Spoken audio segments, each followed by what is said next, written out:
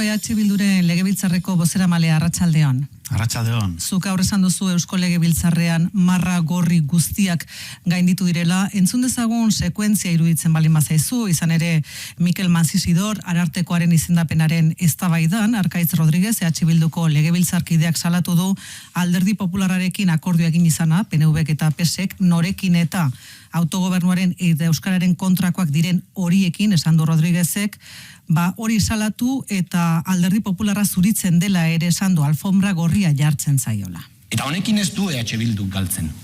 Honekin herri honek galtzen du. Honekin jendeak galtzen du.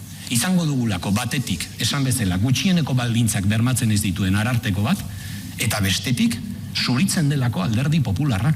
Eta horrekin alfombra gorria jartzen zaiolako Alderdi Popularra parte den bloke erreakzionarioari. Noiz eta bloke reakzionario hori mehatxu egiten ari zaizkigun guztion eskubideak eta askatasunak ezabatzearekin. Eta honela erantzun du Javier de Andrés, Euskadiko Alderdi Popularreko presidenteak. Sepan que más pronto, más temprano, serán exterminados de Euskadi como fuerza política. Y espero que eso sea pronto, de modo que podamos convivir en libertad. Askatasunean bizi alizateko Euskadin, zuek deusestea, exterminatzea alegia EH Bildu, espero duela aurki gertatuko den zerbait dela. Zergatik diozu marra gorri guztia genitu irela gaur? Bueno, nik uste honek ez dagoela precedenterik Eusko Legebiltzarrean, ez? Zer da exterminatzea? Exterminioak politikoki eta historikoki esangura argia dauka. Eta deno dakigu zein den. Eta beraz, hori da gaur PPek hemen adierazi duena. Hiru herrialde hauetako bigarren indar politikoa, borondate demokratikaen zati baten ordezkari dena ezabatzea, exterminatzea, horrek esan nahi den guztiarekin. Eta beraz, hau bada beste jauzi bat, ez bakarra, azkenengo asteetan entzu ditugulako adierazpen oso larriak, frankismoa nolabait zuritzeraino, eta herriak nolabait errudun egiteraino, ez? Gerra osteaz eta diktaduran inguruan. Beraz, ez da kasu bakarra, baina bai da jauzi bat, nik uste dut inflexio puntua dena, eta honek nik uste dut eskatzen duela reakzio bat beralakoa. Gaur momentu enten egordik ordubia dira, hau goizeko 10:00 gertatu da, eta hemen ez dago inolako reakziorik. Ez da reakziorik eman Legebiltzarreko mahaiburuaren partetik, uste dut tokatzen zela, eta ez da momentuan ez da reakziorik gertatu ondoren ere ez, eta ez da ere alderdi politiko demokratiko nagusien partetik. Eta uste dugu, hemen hausnarketa bat egin behar dela eta serioa. Honek nik uste dut inflexioa markatu behar duela legegintzaldi honetan eta eztabaida politikoan oro har. Zuk esaten zenuen ekidistantziaren ez duela tarterik usten adierazpen horrek, zehazki zer da gainerako alderdi politikoi eskatzen diezuena? Bueno, guk erregistratu du gaur bertan ekimen bat eta legebiltzarreko mailari eskatzen digu babes adierazpen formal bat onar dezala EH Bilduko legebiltzarkide taldearen alde eta horrekin batera refusa dezala. Gaur Alderdi Popularreko idazkariak esan duen hori. Nik uste dut alderdi politikoak atera barko liatekela irmotasunez eta berehala. Nik espero nuen eta zintzoki diot espero nuen erreakzioa berehalakoa. Gaur hitz hauek entzun ondoren. Ze hau da herri honen pluraltasun politikoaren kontra azkenengo hilabete luze eta urte luzeetan egin den erasorik larriena. Hau ez da EH Bilduren kontrako eraso bat. Hortaz oso konsziente izan bagara. Herri honetan eta kasu honetan hiru herrialde hauetan botoemaien 32% ordezkatzen duen Legebiltzarreko bigarren indar politikoa exterminatzea planteatzen denean, hor egiten ari dena herri honen pluraltasun politikoaren eta demokraziaren kontrako eraso bat ez dagoena precedenterik Legebiltzar honen historian. Hori gertatu delarik.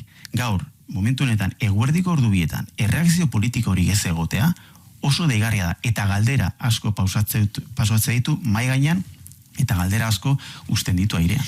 Juridikoki EH Bildukune batean esan du neurriak hartzeko aukera ere aztertzen ari dela, zen neurri juridiko harditzake?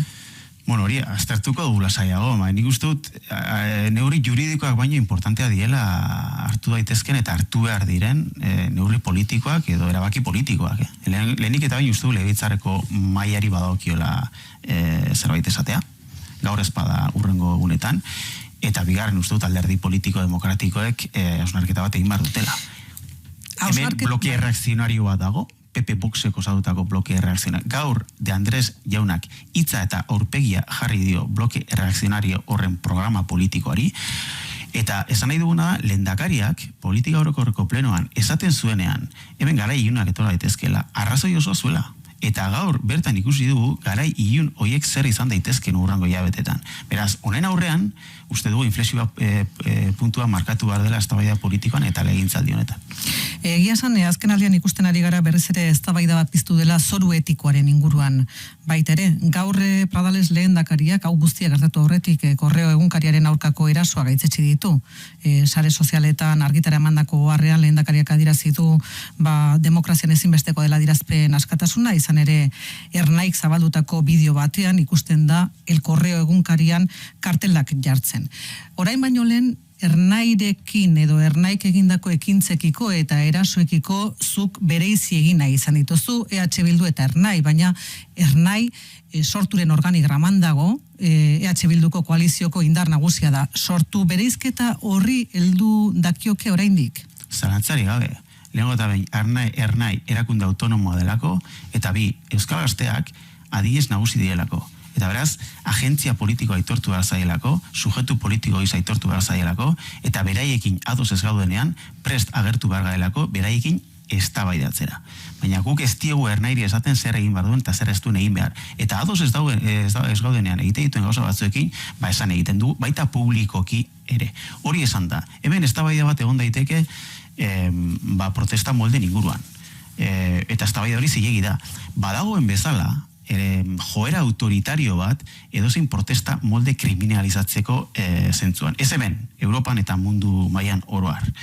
Baina, hemen guk gogoeta bat egin nahi du gaurko egunean. Oraindik orain, ez du lehendakariaren hitzik ezagutzen, ez eta alderdi jeltzalearenik, ez alderdi sozialistarenik, gaur parlamentuan pluraltasun politikoaren kontra egin den eraso larri baten kontra. Eta beraz hemen galdera da. Alako hitz hain larrien aurrean erreakzionatzen ez baldin bada, ez ote dauden bestelako interes politiko batzuk inflatzen ari den burbuia mediatiko honen inguruan. Eta nik uste dut, eta gaur esan dut prentsaurrekoan, guk kezkaz ikusten dugu bagola intentzio politiko bat erantzuten diona epe laburreko interes elektoralei, EH Bildu lotzeko nolabait protesta ekintza zehatz batzuekin. Eta EH Bilduk oso argi adierazi du zein den posizioa, eta beraz horrez dago inolako zalantzarik. Baina gaur parlamentuan esan denaren aurrean, eta esan dena da, esan dena, ez dauka presidenterik, eta oso larria da ikuspegi demokratiko batetik. Horren aurrean ez bada reakzionatzen politikoki, orduan galdera oso zilegia eta oso pertinentea da maigainan jarri behar dena, ia hemen benetan gauden kezkatu da pluraltasun politikoarekin, edo bestelako estratagema batzuk dauden ezkutukoak momentu honetan martxan. Pello Txandiano, EH Bilduko buruzagia, eskerrik asko Euskadi Irratiari erantzuteagatik. Mila esker zuei. Arratsaldeko urrengora arte bai. Arratsaldeko ordubiak eta 16 minutu dira.